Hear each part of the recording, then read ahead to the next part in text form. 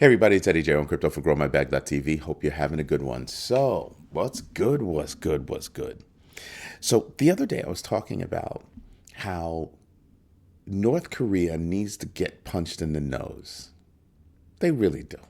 They really, really do. Why do I say that? Because they're running around the world, just hacking everything and everyone. Anything that they can get their hands on, that's what they're doing. To me, that's war. Digital, physical, war is war. And I said that there probably are ways to put them in the ice age. Well, US and South Korea have teamed up to fight the hackers. I don't know what that means, and they probably shouldn't say what that means. They should just do what they do. Just saying. But it's a very big problem because North Korea is just literally just running around the world hacking everybody. Everybody. Just go look at how many things are pointed at the Lazarus group. Lazarus group, North Korea. So that's a lot going on, and it's about time that somebody decides we're going to hit back. We're going to start doing some things. So I'm dying to see what comes of this, and I hope it steps up because North Korea is just out of control. Just straight up out of control. Then the Bank of Italy. Where did they go wrong? They're calling Bitcoin peer-to-peer transactions crime as a service. And maybe it's misplaced anger, in my humble opinion, because I'm kind of like, who are you really mad at? Don't get mad at how people are doing stuff. Get mad at the fact that people are doing stuff. Start there, right? So they're saying, there is a lot of crime that happens and people are being compensated in Bitcoin, and it's peer to peer. Nobody can see anything. Oh, excuse me. It's been a long night. Sorry. And I'm sitting here and I'm just kind of going, so you're pointing at crime happening and you're pointing at Bitcoin being the way they get compensated. And I'm sitting back and I'm going, don't they get compensated using your fiat too? Probably more so. So why don't we start with crime? Go fix your crime problem. And then maybe you won't be looking at Bitcoin as a peer-to-peer, kind of crime as a service.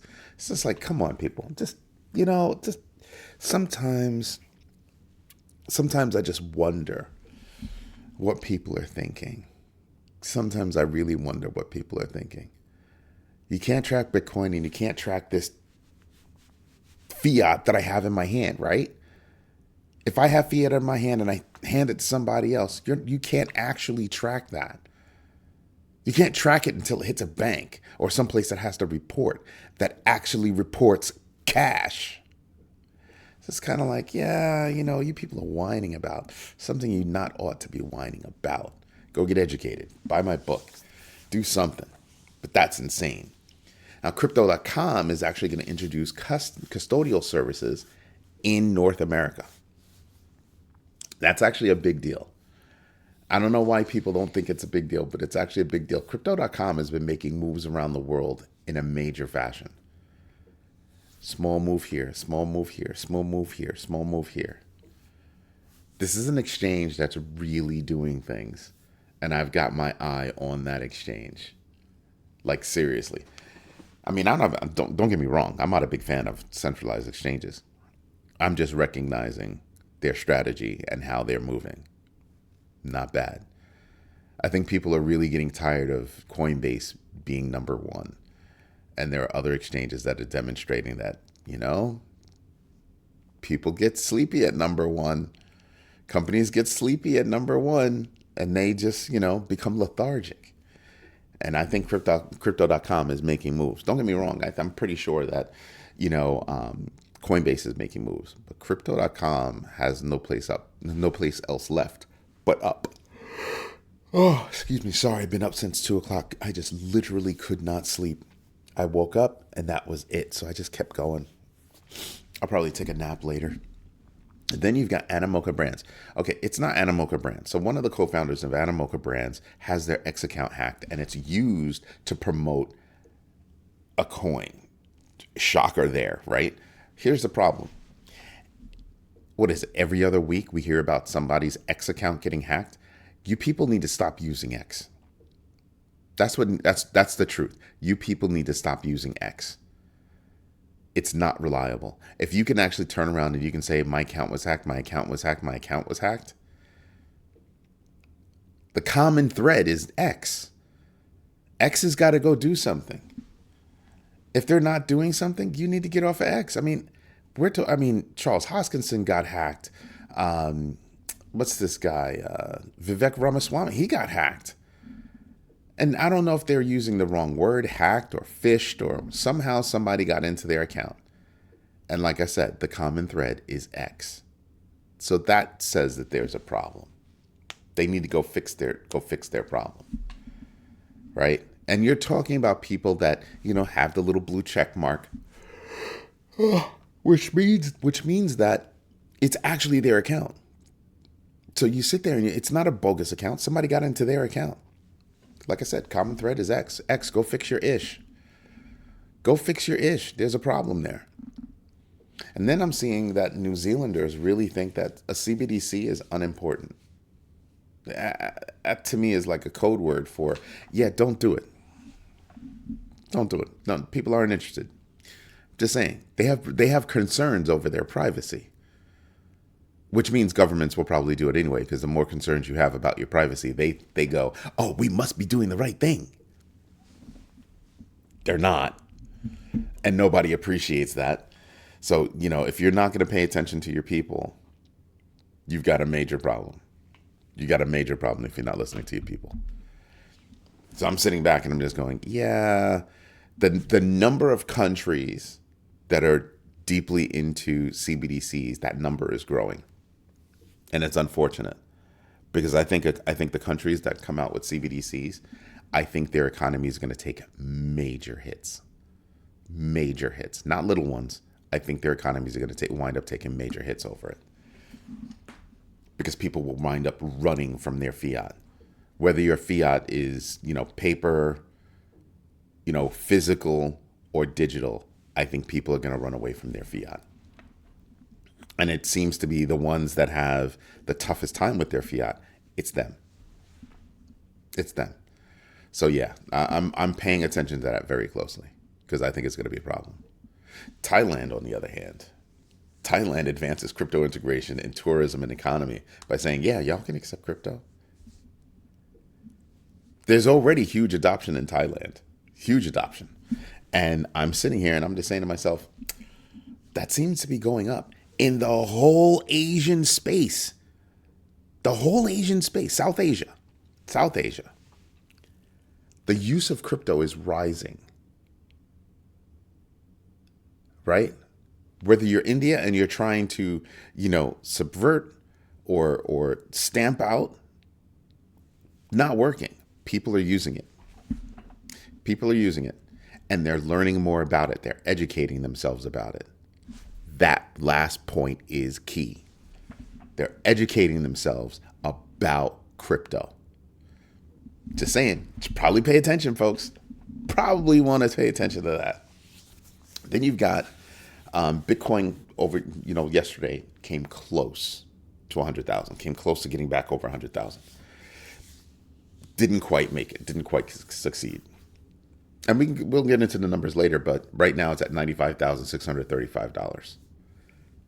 Hopefully we'll get back. Of course we'll get back. It's just a matter of when we'll get back. It's going to be during the Santa rally, which is the last 5 days of the year, into 2 days, meaning last 5 trading days of the year, as well as the first 2 days of the new year. We'll see what happens. I don't know.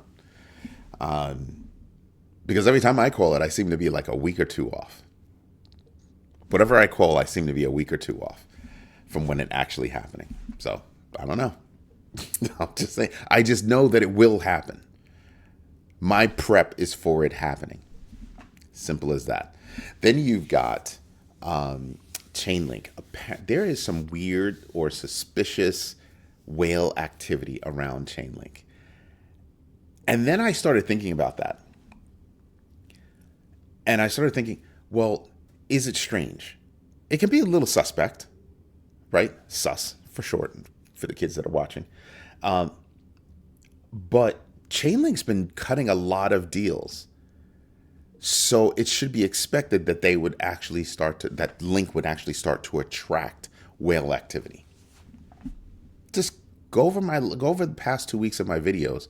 Chainlink. I mean, I'll do a search right now on my notes. Chainlink.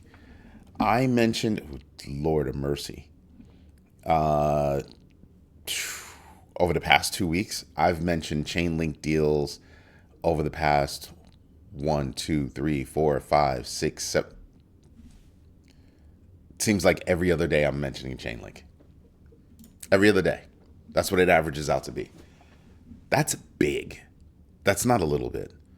That's big. And like I said, Chainlink has been having a lot of deals.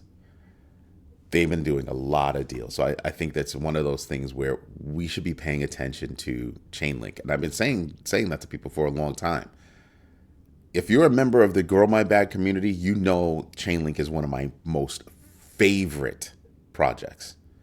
I call it a part of the connective tissue because it is. Because it is. So you should be paying attention. I'm praying that you'll start to pay more attention to Chainlink. Right? As a part of the connective tissue, it can only grow. Cutting deals with banks and other financial institutions around the world, cutting deals with other projects. They just had a deal with Aave. Before that, it was Shibarium and the Shiba Inu army. They've got a lot of things going on. Look at interoperability. Look at RWA and tokenization. They've established themselves as, for all intents and purposes, king of the hill. Aave, especially in DeFi, holy moly. King of the hill in DeFi. You want to know why? Because the deal with Aave has 64% of the market share. So a deal with Aave says, yeah, we're big and we're bad. That's right. We've got all the data. We've got everything that you need to make everything work. Interoperable across 12 chains and growing. I think the only other platform in terms of interoperability that will give it a run for its money will be Cardano. And Cardano, yeah, not there yet. Getting there, but not there yet. So yeah. So they might be able to give Chainlink a run for its money with regard to interoperability. Development, no.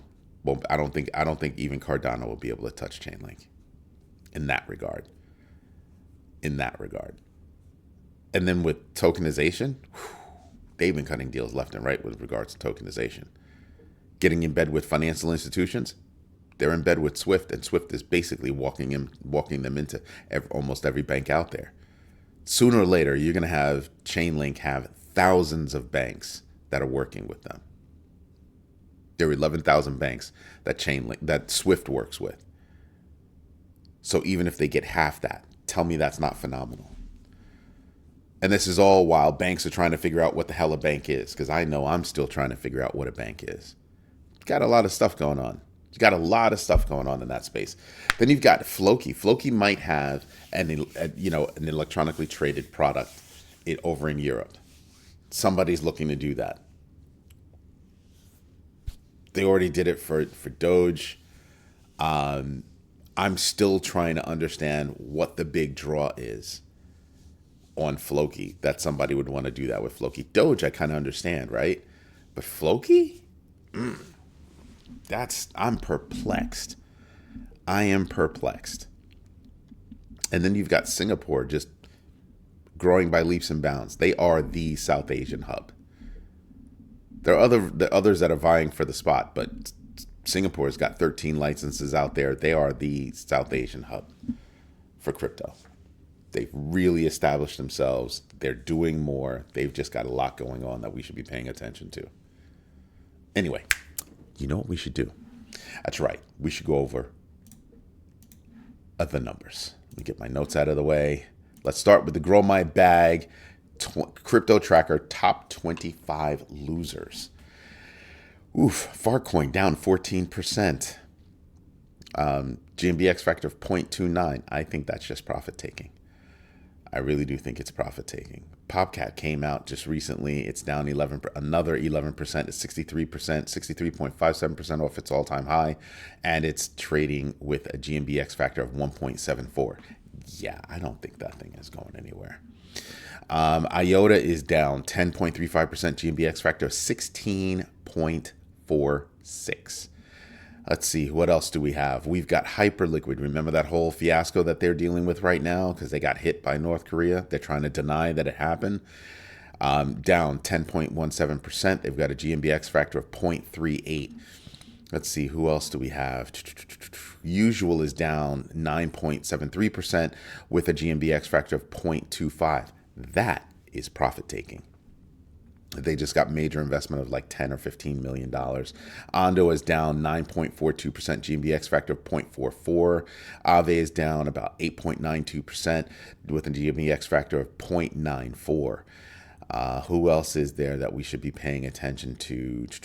You could say Phantom, and it's down 8.66% with a GMBX factor of 2.81. VeChain, one of my favorites, is down 8.6% with a GMBX factor of 4.84. I believe VeChain is going to come back and do well. Let's take a look at the winners. I mean, I'm not expecting a ton of winners. Like, yeah, right there. It stops at number 9, which is OKB, up 6.5% with a GMBX factor of 0.46.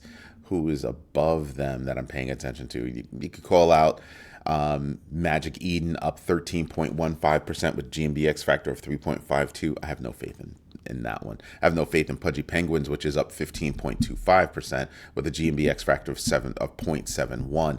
BitGet token seems to be on fire, up another 21%, almost 22%, a GMBX factor of basically 0. Why? It keeps hitting new highs. Gotta show that some respect. It's now in the top 25 coins out there.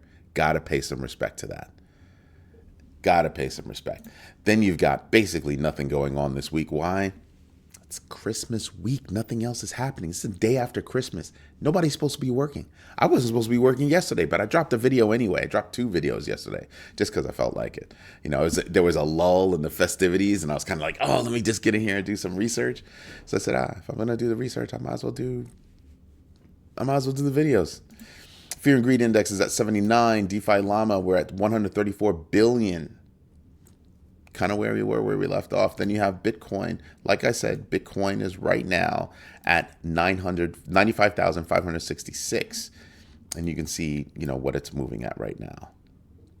Not a ton of volume either, so you're going to get Bitcoin that can be moved quite easily.